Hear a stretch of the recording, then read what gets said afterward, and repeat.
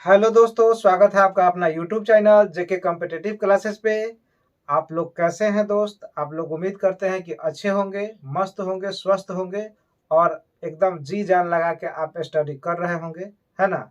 और एक आज का सूचना हम लेके आए हैं कि बिहार एसएससी का जो वैकेंसी आने वाला है ना, ये एकदम पक्की बात है कि आएगी ही, है ना।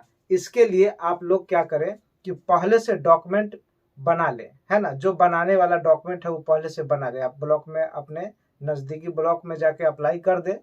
और जो जनरल से हैं, जो ईडब्ल्यूएस के अंतर्गत आते हैं, ईडब्ल्यूएस बना ले। जो बीसी के अंतर्गत आते हैं, और बीसी में भी, ओबीसी में भी दो कैटेगरी होता है, एक क्रीमी लेयर, एक नॉन क्रीमी लेयर। तो नॉन क्रीमी लेयर जो अंतर्गत आते हैं वो नॉन क्रीमी लेयर का, और जो क्रीमी लेयर के अंतर्गत आते हैं वो क्रीमी लेयर का सर्टिफिकेट बना ले, है ना। और ओबीसी बनाने के लिए आपको पहले जाति, आवासीय, आय बनाने की जरूरत पड़ेगी, तो आप इस सब चीज को बना लीजिए, है ना। और जो एससी एसटी के अंतर्गत आते हैं वो भी अपना SC ST certificate, caste certificate बना ले, आवासीय बना ले। चूंकि ये सब डॉक्यूमेंट लगेगा, है ना, ये सब डॉक्यूमेंट आपका लगेगा। प्लस आपके पास जो एजुकेशन क्वालिफिकेशन डॉक्यूमेंट है वो तो बनाने की ज़रूरत है नहीं, वो तो ऑलरेडी आपके पास है। उसके लिए मैट्रिक, इंटर का जो आपका सर्टिफिकेट है वो तो चाहिए ही, आधार कार्ड और पासपोर्ट साइज फ़ोटो आपको चाहिए ही, है ना। तो इसमें कोई दिक्कत नहीं आता है, लेकिन वही सर्टिफिकेट जो बनाना रहता है आपका, कास्ट सर्टिफिकेट, ओबीसी, ईडब्ल्यूएस, वो सब बना लीजिए आप लोग, है ना। चूंकि ये अभी से अप्लाई कीजिएगा तो उसे बनने में भी लगभग प्रोसेस लगता है, 20-25 दिन का टाइम लग जाएगा। तो ये कर लीजिए, है ना। और एक विद्यार्थी ने कमेंट किया था कि सर, अगर ये आप बोले हैं नेक्स्ट मंथ नहीं आएगा तो क्या करेंगे, है ना। तो देखिए दोस्त, हम आपसे यही रिक्वेस्ट करना चाहेंगे कि ये सूचना है ना, बिहार सरकार का, कि नेक्स्ट मंथ आएगा ही। और बिहार सरकार ने आपको आपको बताए थे कि सीएसबीसी के यहाँ सूचना दे दिया है, उसको दे दिया है कि हाँ, इस बहाली को निकालिए और इसका अपना रिक्वायरमेंट निकाल दीजिए बीएसएससी इंटर लेवल का। और सीएसबीसी ने भी एसएससी कर्मचारी चयन आयोग को दे दिया है, आयोग को एसएससी को भेज दिया है। अब एसएससी कब इसको पब्लिश कर देता है, वो मान के चलिए कि लास्ट सितंबर तक कर ही देगा, है ना, ये मान के चलिए। अब ये कब कर देता है ये तो अब एसएससी के हाथ में है, लेकिन बिहार सरकार ने ऐसा मतलब आदेश दे दिया है, समझ गए। तो अब ये आएगा कि नहीं आएगा, इतना आप लोग माथामारी नहीं कीजिए, है ना। अगर आपको लगता है कि नहीं नहीं आएगा तो आप मत मानिए इस बात को, है कि नहीं। ये जरूरी नहीं कि हम जो बोलेंगे वो 100%, 100% सही ही हो जाएगा, है ना। चूंकि सरकार अगर ही आदेश कर दे कि नहीं 2 महीना और रोक दीजिए, तो हो सकता है कि 2 महीना रुक जाए। लेकिन एक बात जान लीजिए, मैं आपको ऑथेंटिक बात ये बता रहा हूँ कि जो भी वैकेंसी अभी रिसेंटली बिहार सरकार दे रहा है, वो वैकेंसी फॉर्म भराने से 2 महीना से ज़्यादा टाइम नहीं दिया है किसी भी एग्जाम में पेपर लेने के लिए। किसी भी वैकेंसी में आपको 2 महीना पे पेपर ले ही ले रहा है। जैसे बिहार पुलिस, अभी रिसेंटली बहाली क्या है बिहार पुलिस, और बिहार पुलिस बताइए अभी फॉर्म भरा रहा था, है ना, अभी फॉर्म भरा रहा था। और फॉर्म भराया हुआ जैसे खत्म हुआ वैसे लिस्ट जारी कर दिया कि किस डिस्ट्रिक्ट से कौन सा सेंटर बनाना है। और लिस्ट जारी करने के 1 हफ्ता बाद ही वह क्या कर दिया, एग्जाम डेट अनाउंस कर दिया, है ना। आयोग ने दूसरा जो सूचना दिया था, लास्ट सूचना, वह 2 अगस्त को दिया था। और 2 अगस्त को जो सूचना मिला था उसके बाद तुरंत सेंटर कोडिंग डिक्लेयर हुआ, और सभी जिला के डीएम के पास सेंटर कोडिंग का डिक्लेयर करने के लिए भेज दिया गया कि हाँ, आप लिस्ट बना के हमको दीजिए कि कहाँ कहाँ एग्जाम का सेंटर हो सकता है। और उसके 1 सप्ताह बाद जब डीएम लोगों ने भेज दिया तो 1 सप्ताह बाद परीक्षा का डेट अनाउंस कर दिया है। तो यही मान के चलिए, है ना, यही मान के चलिए कि अगर बीएसएससी भी आएगा, या इससे पहले ग्रेजुएशन स्तर का जो बीएसएससी आया था, फॉर्म भरने से कितना टाइम दिया, बोलिए कितना टाइम दिया। 22 में वैकेंसी आया और 23 में उसका पीटी भी हो गया, मेंस भी हो गया, अब रिजल्ट भी आने वाला है, अब रिजल्ट भी देगा, है ना। वो तो आप मनाइए कि सरकार इधर से उधर हो गया, नहीं तो अब आपको अप्रैल में ही ज्वाइन कराना था ग्रेजुएशन स्तर सीजीएल थ्री का, अप्रैल में ही ज्वाइन करा लेना था उसके लिए। लेकिन सरकार इधर उधर हुआ, इस चक्कर में वो थोड़ा लेट हो गया, नहीं तो उसका क्रियाकलाप खत्म हो गया रहता, वो ज्वाइन हो गया रहता। लेकिन फिर भी आयोग ने काफ़ी फास्ट काम किया है, तुरंत पीटी लिया और तुरंत रिजल्ट डिक्लेयर करके मेंस भी लिया। आपको पता है कि 23 जुलाई को मेंस हुआ है, और मेंस लेने के बाद अभी रिजल्ट अब देगा ही, समझिए कि अब रिजल्ट देने ही वाला है, और रिजल्ट देगा और सीधा वेरिफिकेशन होगा, ज्वाइनिंग होगा। तो आप ये मत सोच के बैठिए कि वैकेंसी 6 महीना बाद आएगा, 4 महीना बाद आएगा, उसके बाद 6 साल के बाद एग्जाम होगा। वो 2014 में जो हुआ था, जो 8 साल के बाद पेपर कंप्लीट हुआ या ज्वाइनिंग हुआ, वैसा अब नहीं होने वाला है। चूंकि सरकार बेरोजगारी के मुद्दा पर रोज घिर रहा है, मीडिया रोज घिर रहे हैं, और बेरोजगारी के मुद्दा पर सरकार मिशन मोड में आ गया है ना। और बिहार सरकार भी काफी फास्ट काम कर रहा है। आप देखिए बिहार पुलिस देखिए, बीएसएससी देखिए, पिछला बिहार पुलिस देखिए, दरोगा देखिए, कहीं कोई लेट लतीफ हुआ है? एक बीएसएससी इंटर स्तरीय पिछले वाला 14 वाला छोड़ दे तो कहीं लेट लतीफ नहीं हुआ है। इसीलिए कह रहे हैं कि एकदम तैयार हो जाइए, कमर कस लीजिए, है ना, कमर कस लीजिए, नहीं तो पछताने के सिवा कुछ नहीं बचेगा। एक कहावत है ना, जब टाइम निकल जाएगा तो आप केवल पछता सकते हैं, बाकी आपके हाथ में कुछ नहीं रहेगा। इसीलिए मैं बोल रहा हूं कि ये सब चीज अप्लाई कर लीजिए और अभी से एकदम स्टडी में लग जाइए, पढ़ने में लग जाइए, तभी जाके सिलेक्शन होगा। आप चाहिएगा कि फॉर्म भर के अब तैयारी करना शुरू करते हैं, तो जो लोग पहले से पढ़ रहे हैं बैठ के, वो क्या करेंगे बताइए? उनका नहीं होगा। जो पहले से बैठ के पढ़ रहे हैं या वैकेंसी आने से पहले से ही वो तैयारी में लगे हुए हैं, स्पेशल बीएसएससी के, तो बताइए उनका सिलेक्शन होगा कि आपका सिलेक्शन होगा? आप फॉर्म भर के लगिएगा, वो आपसे 6 महीना पहले से लगे हुए हैं। इसीलिए बोल रहे हैं कि अभी से ही लग जाइए, है ना। और आपको मानना नहीं मानना ये तो आपके ऊपर है। सरकार ने तो नियम लगाया है कि बाइक चलाने के लिए विदाउट हेलमेट चलाना ही नहीं है, बिना हेलमेट का ड्राइव नहीं करना है। लेकिन कितने परसेंट लोग ही सेफ्टी के साथ ड्राइव करते हैं? 30% लोग ही हमको लगता है कि हेलमेट का प्रयोग करते होंगे, बाकी 70% लोग जो है ऐसे ही चलते हैं। तो मानने के लिए क्या कीजिएगा।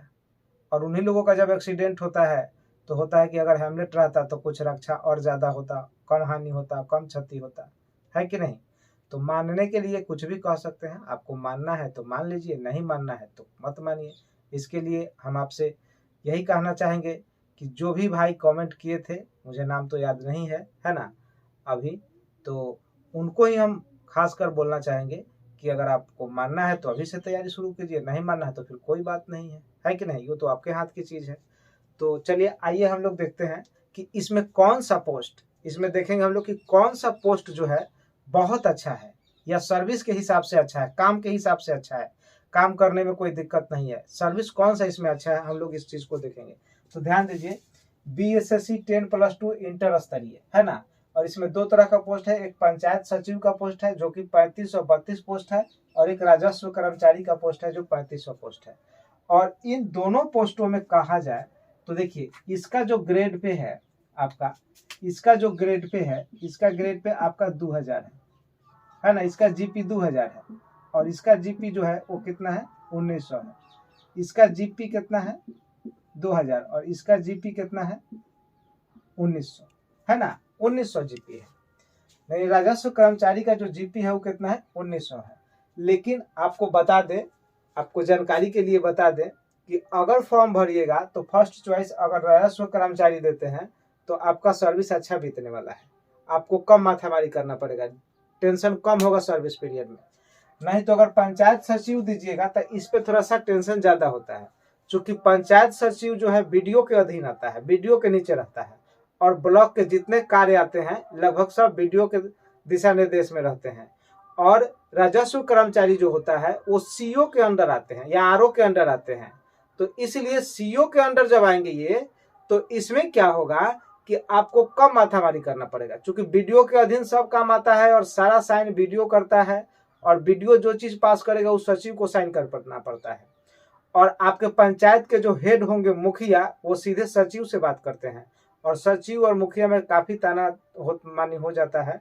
क्यों? क्योंकि वो लोग कुछ गलत ढंग से काम कराना चाहते हैं जो कि अनलीगल है, और नहीं कीजिएगा तो आप पे दबाव होगा, प्रेशर होगा। अब मुखिया जी का सुनिएगा कि बीडीओ साहब का सुनिएगा, इसमें थोड़ा सा प्रॉब्लम आता है। तो हम कहेंगे कि पंचायत जो सचिव है उससे कहीं बेटर पोस्ट आपका राजस्व कर्मचारी है। भले इसका ग्रेड पे 2000 है, इसका 1900 है, लेकिन राजस्व कर्मचारी का जो पोस्ट है सर्विस के लिहाज से, काम के लिहाज से ये सबसे अच्छा है ना। और ये आपका आता है किसके अंदर, सीओ के अंदर, और ये किसके अंदर आता है, वीडियो के अंदर, है ना, ये वीडियो के अंदर आता है और ये सीओ के अंदर आता है। तो ये ज्यादा अच्छा सर्विस है ना, राजस्व कर्मचारी ज्यादा अच्छा सर्विस है। अब हम बात करते हैं एग्जाम पैटर्न की, है ना, एग्जाम पैटर्न की। तो एग्जाम में 150 क्वेश्चन रहेंगे, है ना, और ये पीटी होगा, है ना।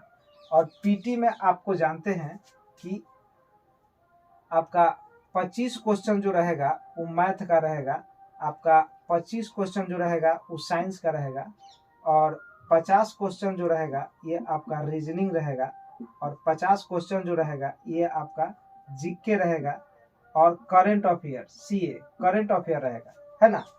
25 मैथ, 25 साइंस, 50 रीजनिंग और 50 जीके, है ना, और इसमें करंट अफेयर भी रहेंगे।